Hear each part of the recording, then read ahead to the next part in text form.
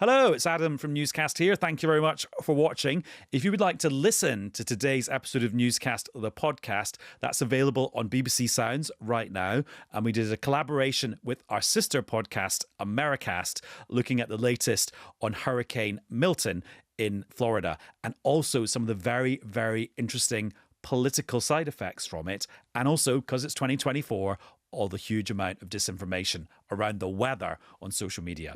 But you're just going to get pure information now in this episode of Newscast. Newscast from the BBC.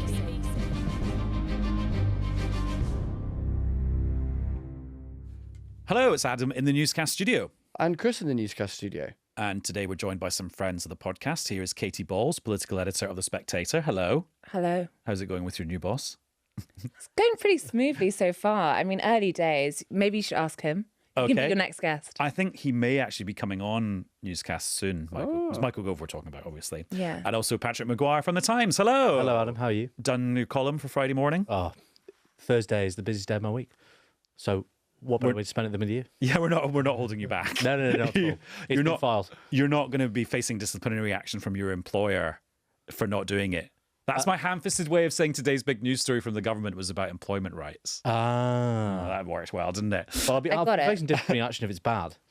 Yeah. Chris, just give us the summary then of like this is the big thing today. Yeah, it's kind of, I think, the chunkiest thing that this new government has done. Although when I say it has done, it's kind of started doing.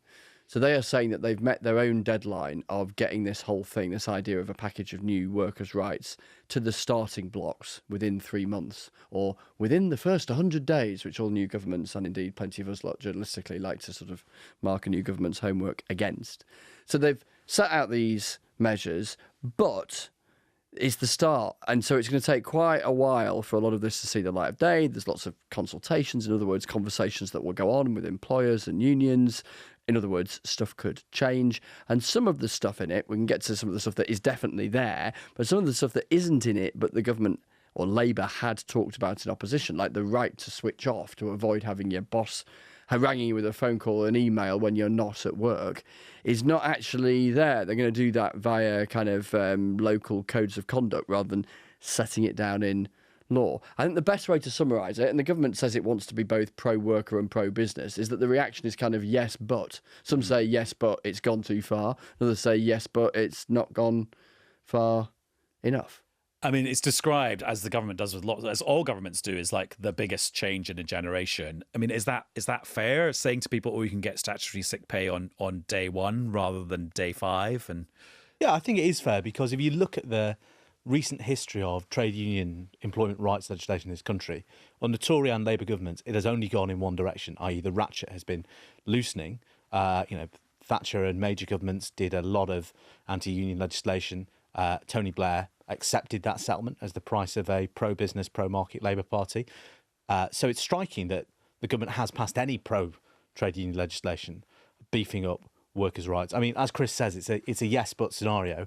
It's rare that you get a government announcement that is condemned by the left by Sharon Graham of Unite and condemned by the pro-business lobby as well.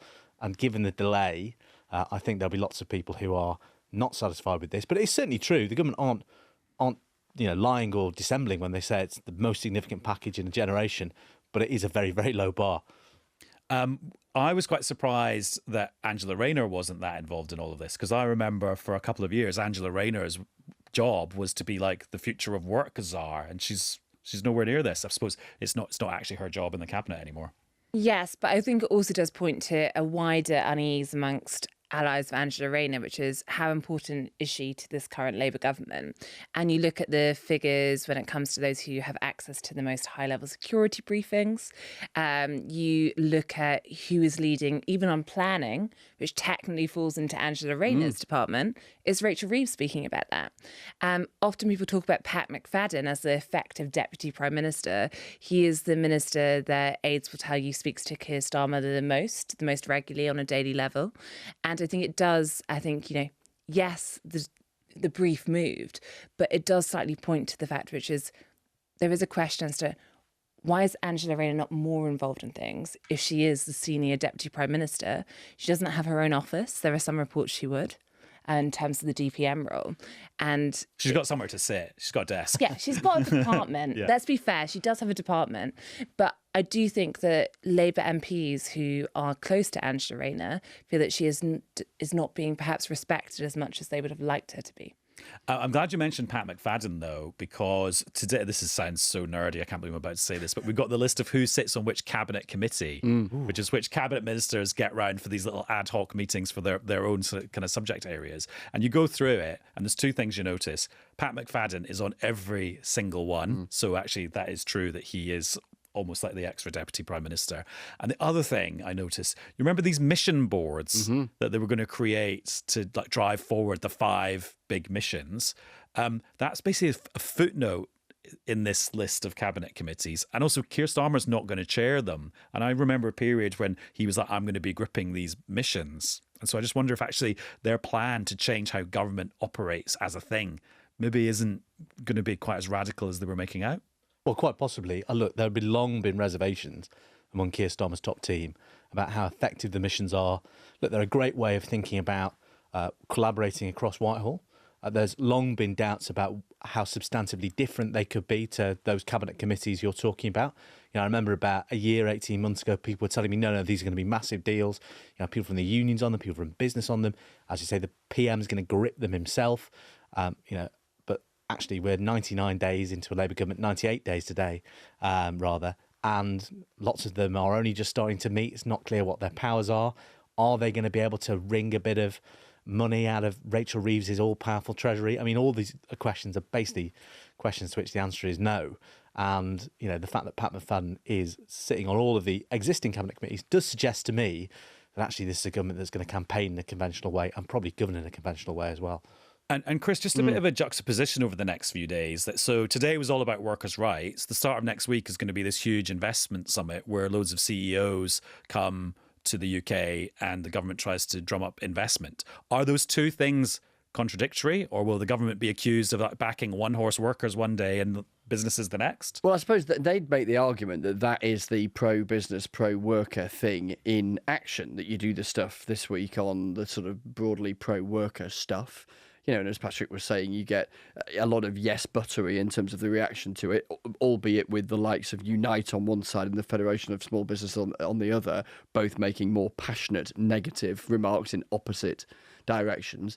And then you get this investment summit that is all about, I guess, the fundamental that they set as their own bar in terms of priorities, but also, I suspect, will be the perhaps single biggest determinant of their future beyond one parliament. Can they win again? Which is, you know, can they point to economic growth? Does it actually happen?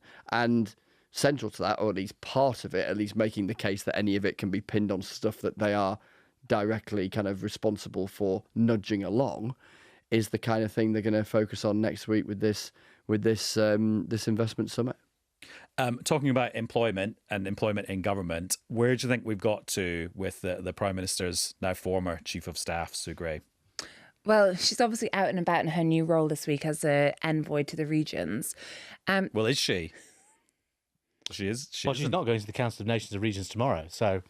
So just to explain, this is this new grouping of mayors and leaders from around the country. Yeah, and Sue Gray's taking a short break between jobs, so won't be present at its very first meeting.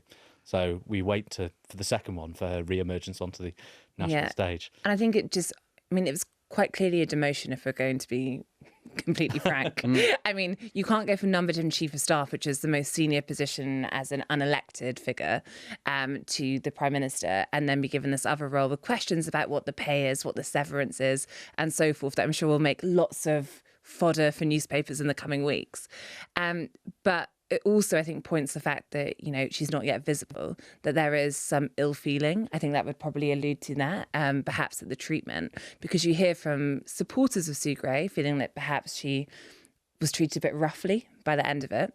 And then, of course, you hear from those who, have been in the government who are pretty relieved that Sue Gray is gone, because they think that it has led to some of the dysfunction. And I think that making the announcements on Sunday and having the new reorganisation ready to go, about 20 minutes after the initial announcement, meant that the story did move on. But the proof is in the pudding. And you have a situation now where we keep being told it's a more political Downing Street. Now, Keir Starmer clearly has a huge majority. So we have to be a bit careful when we're saying, end of days, mood, look at the polls, 100 days. It's quite clear his first 100 days have not gone to plan. On Saturday, he's not going to look back on it and thinking, oh, well, what we said we'd do, we did, even if the workers' right package is close to where they want to be. And instead, how many times can you reset your Downing Street? Boris Johnson did it several times. But I think after doing it the first time, I think that's the point when you really need to get it right. Otherwise, if you're doing another reset, and the problem I think Morgan McSweeney is going to have... The new chief of staff. Yeah, the new chief of staff is... Well, I think it's twofold, which is if you speak to figures who are in the Boris Johnson Downing Street, and clearly it was not a perfect example to follow when they got rid of Dominic Cummings because it didn't work very well. But they made an active choice not to let a faction win. And what has happened in this... situation where it's very much seen as Sue Gray versus Morgan McSweeney is a faction has won, or at least that's the perception within the Labour Party. Yeah, and on top of that, and I've had folks saying this to me, a fear from those of this view that not only did a faction won, but leakers won.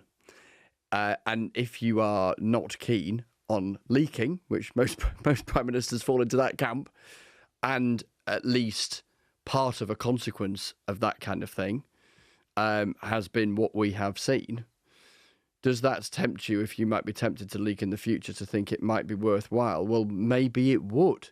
And therefore, if you're at the centre, is that why? Well, no, because it's just like if I was to leak something negative about this programme to a newspaper, that would damage this programme, which I like. And so once you're in that zone of leaking stuff, you clearly don't like the thing that you're working towards. But if the consequence of your doing that is an outcome that you do like, or other people see that cause and effect is down that route, is that useful if you're at the centre? Equally, if the shake-up means that lots of the gripes and grumbles are resolved, then maybe the incentive to leak goes away.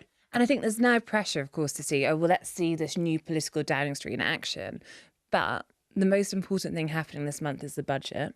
And if you look at, gilt yields, if you look at the fact that lots of the measures Labour announced to be revenue raises and the Treasury is now having to review, it's not a pretty picture.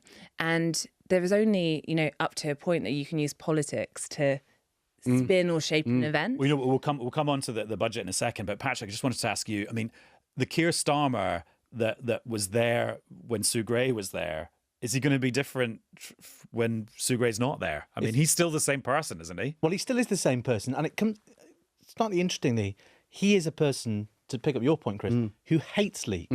He hates briefing to newspapers. He doesn't understand why people feel it necessary to resolve arguments through briefing. He said on multiple occasions, publicly and in private, that if he ever catches anyone briefing against his staff, they will be sacked. And in the end, he sat the victim of the briefing. So it's a very curious thing. And the way someone described it to me in Downing Street today was Keir Starmer always goes through the same pattern. And they described it as, I'm a technocrat, I'm a technocrat, I'm a technocrat, I'm a technocrat. Oh my God, I'm a politician. I've got to make a political decision. And that's basically what he's done now. He stuck quite stubbornly, even though the briefing against Sue Gray and suggestions that Sue Gray wasn't preparing for government properly. See the mission boards, what was she doing of not setting those up? Reshuffle or the appointment of the government took ages to do. There were lots of people for a long time, even before the election, saying this isn't working.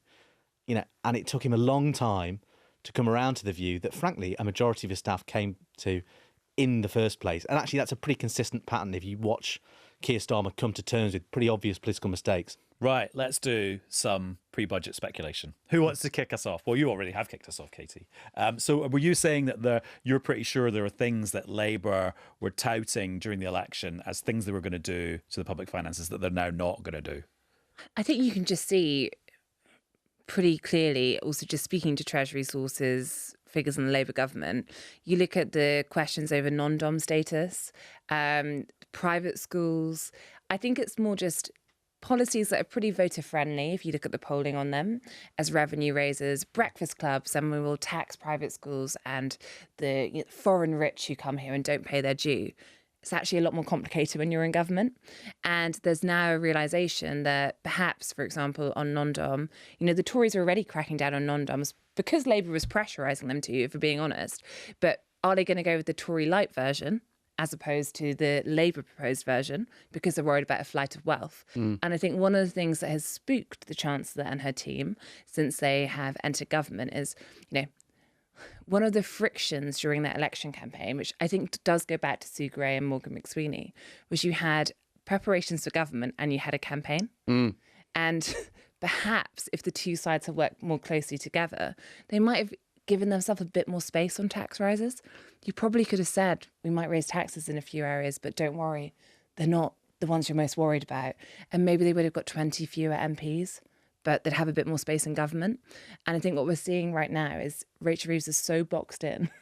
Yeah. The Tories do not think they had a good general election, but they do think they succeeded in reducing Rachel Reeves' options. And I think that's coming home to roost. I'm not sure there was a Labour general election campaign where they could have said, don't worry, we're going to put taxes up, but not by too much and not on you. I don't know if that could ever have happened. But business taxes, there are ways. If you think about nearing the end, you clearly had in the manifesto the triple lock in terms of the main taxes, income tax, VAT, national insurance. When they were getting into, holes in these interviews, which is, well, what do you think about council tax rebanding? I'm not saying it's that one per se, but I think that there was probably a space to say, difficult decisions are coming, but working people probably building on what they said.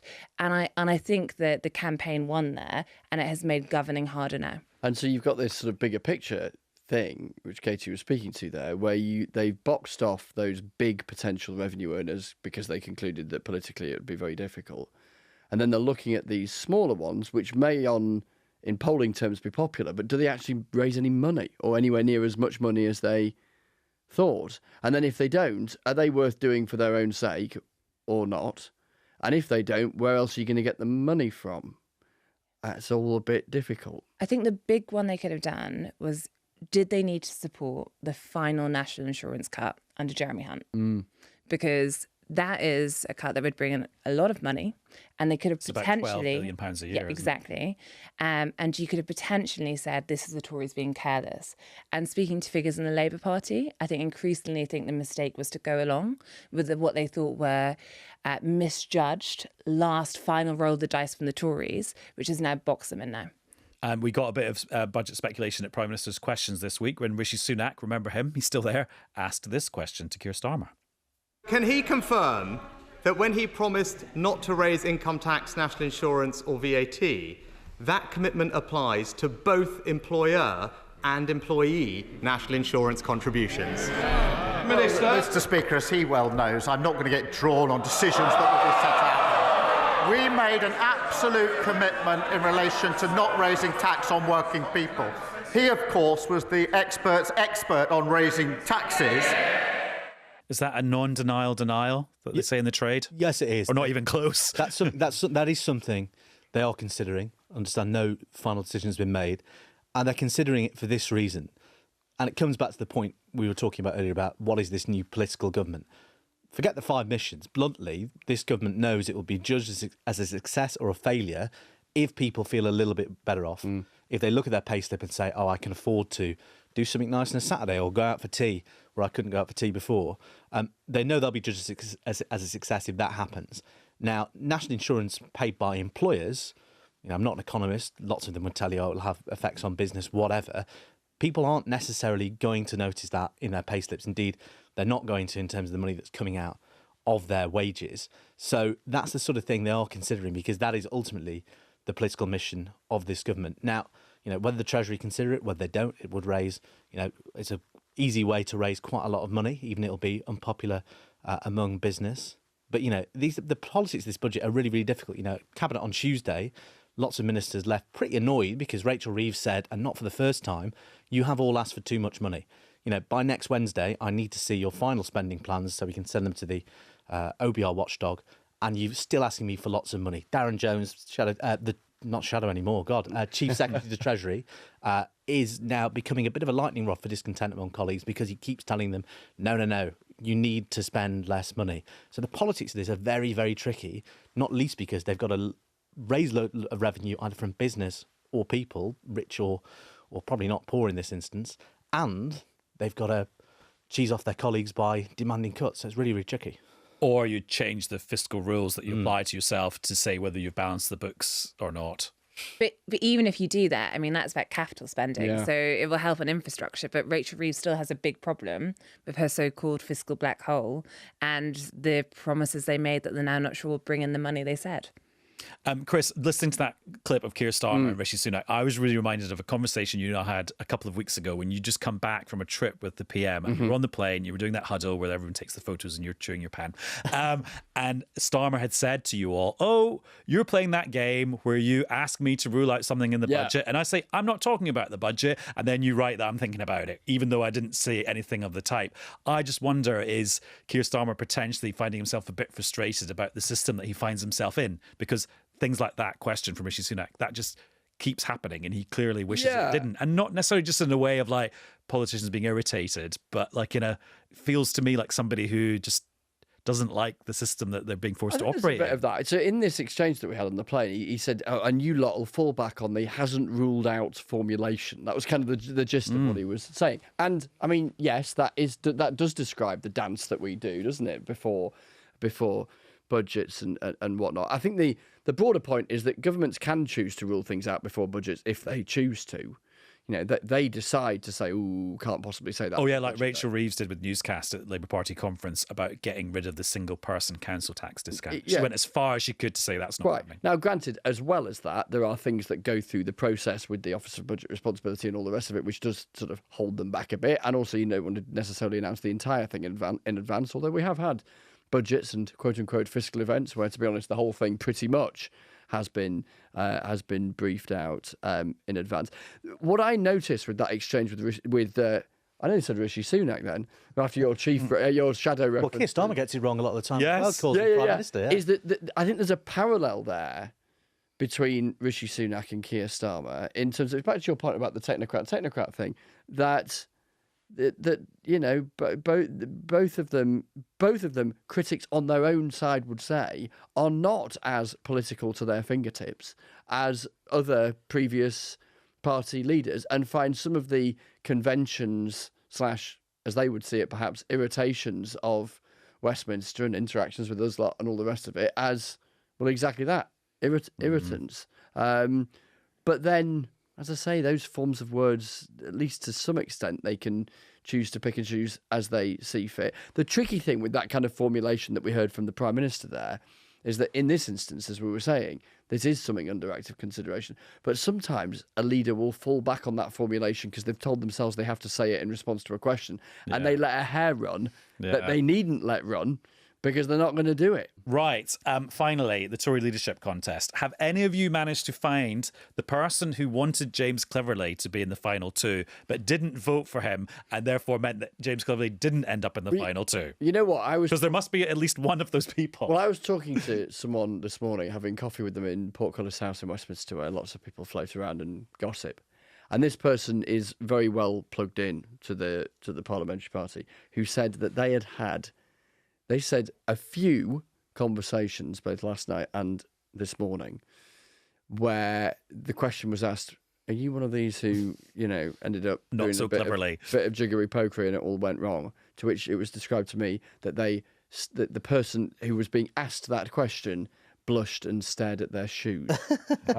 So a real sense, albeit half a step removed, that there was a bit of this, and it was so funny actually. So many people were going out of the way to say, look, there was no kind of coordination here. And I was saying, I'm not accusing anyone of coordination. Yeah, I think it was the opposite of that. But so just to be clear, so basically, now the settled sort of wisdom about what happened in the final round of the Tory leadership contest amongst the MPs is that they ended up with Robert Jenrick and Kemi Badenoch because supporters of James Cleverly, who had become sort of the surprise favourite in the last week, were so confident their guy was going to make it into the final two that they then voted for either Jenrick or Badenoch because that's the person they wanted their guy to be up against when it now goes to the party members. Have I got that right? That's right. I'm not planning enough for this I game. thought the person you wanted to knock out. Yeah, of course. I mean, it's a secret ballot. So the truth is we can have idle gossip and it's so much fun, but we're never really going to know, which makes it even safer. I mean, Victimless crime. the numbers effectively don't make sense. No. And that's what you can see, because James Cleverly obviously had a really good conference. I think his speech was the one that seemed to be not quite the David Cameron moment, but the one that moved the dial. And from that, then going into the round on Tuesday, he was the furthest ahead, and people thought, well, he is home and dry. It's now for Kemi Badenoch and Robert Jenrick. Now, there are different camps. Some think it was James Cleverly supporters, some One Nation MPs too, thinking we can try and pick who he's up against, but there is a split on who they disliked more of Kemi Badenoch and Robert Jenrick.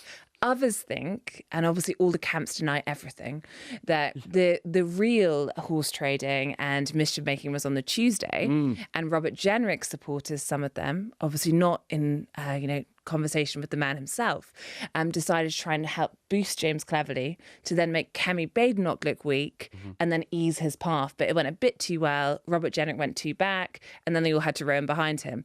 So there's so many theories, and I don't think we're really going to know. I mean, that is an episode of The Traitors. And I know that's a slightly overused metaphor, but it actually is. But the thing is, when people throw around these sort of now cliches about the most sophisticated electorate in the world and suggestions of skullduggery and all that kind of stuff, the system bakes that in as an incentive, particularly at the penultimate stage before it goes to the membership. Because if you're an MP, yes, you can proactively just think person X is best, I'm going to vote for them. But you're also perfectly rationally, as those gatekeepers for the two that go to the membership, going to think, who would I really not want? That's not an irrational thought presented with that kind of platter of options and with that kind of shutter on who goes to the You're not necessarily membership. some Machiavelli just for feeling that way. But the problem is, of course, as you say, it's a secret vote, and you don't know how other people are going to react, and then the whole thing ends up with this result where people go, "What? How did that happen?" Just in terms of the two that are left and that will now go to the membership to be then selected at the beginning of November, are they two peas in the same pod, or are they different peas in different pods on the same sort of stalk? I think Labour certainly see them as two peas, maybe at opposite ends of the same pod. There are differences. I think Robert Jenrick has clearly decided on a very straightforward electoral strategy, i.e., I'm going to eat all the reform vote, and that's the only viable path to survival. Kemi Badenoch is clearly on the right of the Parliamentary Conservative Party, but I'd say it probably does her a disservice as a slightly more original and creative thinker, and certainly a better communicator in terms of the authenticity she comes across with, to say they're exactly the same sort of candidate. I'd say, look, as far as Labour are concerned, there were two scenarios for them that they were looking forward to. Either they elected a self-styled moderate, One Nation, wet, whatever you want to call them, member like Tom Tugendhat, or maybe James Cleverly in the Tory party tore itself apart, or Kemi Badenoch or Robert Jenrick from the right, who chased the reform vote as the way of restoring the Tories to some sort of electoral health, and alienated, a big chunk of the traditional Tory electorate in the process. So look, there's lots that could go wrong for the Labour Party still, but I'd say they're probably pretty happy with either of those outcomes for now. Right, we're nearly out of time, but very quickly, apparently Boris Johnson's got a book out. I haven't heard anything about it. In a word, can you imagine a world where actually Boris Johnson is the leader of the Conservative Party again? Yes or no? Right. You can have a couple of words, but not more than 4. I can, but One left. tricky. Yes, but not soon. Possibly, yeah. You never know, do you? You just never know. Well, I do know I'm very grateful for you being here, Katy. Thank you. Thanks for having me. And you too, Patrick. It's been a pleasure. Thank you. See you again soon, Chris. Bye-bye. Newscast from the BBC.